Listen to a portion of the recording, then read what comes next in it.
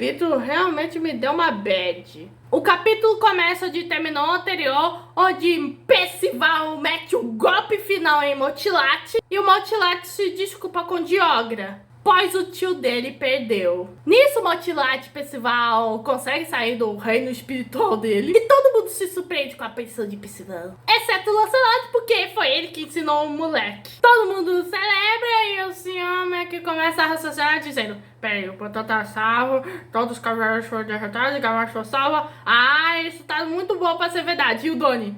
Pô, por favor, pensa um pouquinho positivo. Bom, Oliver, ele fica todo preocupado, Percival, né? Escondendo que tem uma quedinha por ele. E o Narciso também quer ver o Percival. Só que Percival tava muito quieto. Quieto até demais. E nisso, Percival pergunta a Motilate sobre ele. Aí temos um flashback onde vemos o avô do Percival junto com o Motilate trazendo o bebê Diogra. E nisso, Motilate pergunta ao Ironside o que é a coisinha na mesa. E era um bebê morto.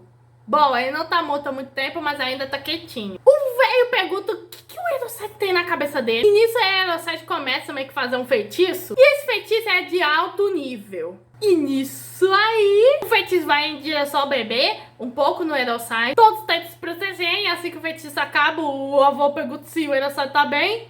Mas ele sente uma mão tocando. E era do Baby Percival, que reviveu. Bom, meio que esse feitiço tirou alguns anos de vida do Ironside. E ele fala que isso não é mais um bebê normal, e sim um receptáculo sem alma e imbuída de espíritos da vida. E que vai se tornar o novo corpo do Diogra. E com um corpo imortal desses, o Diogra meio que não vai passar fome, doenças, e vai viver tranquilamente em Camelot. Nisso meio que o Motilate pergunta se isso é possível e ele: ah, sim, confia. Mas o avô do Percival, bom, na verdade nem é bem avô assim, esse avô adotivo, pergunta se ele realmente enlouqueceu, pois ele julgou uma vida perfeitamente perfeita fora. E se o próprio Ironside morresse, quem amaria mais que o Diogra? E se isso um pai é algo que o pai faria? E o Ironside grita com o seu pai, dizendo que se ele acha que ele pensou em desistir, pois se ele amasse essa criança do coração, não iria outro pai que meio que faz isso mesmo. E nisso, era o avô do Percival, adotivo, perguntou onde ele arranjou a criança. Meio que o Ironside fala que ocorreu um acidente de uma carroça real e era um sétimo príncipe. Mas a sucessão meio que não importa. Ou seja, meio que o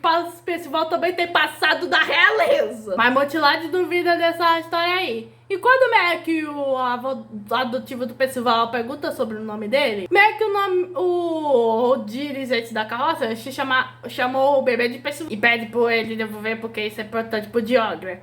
E nisso o avô do Percival fugiu com o Percival. E meio que o Motilate fala: você também sabia que era um vassalo com vida espiritual meio que dentro de você, sabia? Nisso todo mundo fica chocado com essa história, fazendo que o Percival não seja nem humano, nem demônio, nem deusa, nem fada, nem gigante.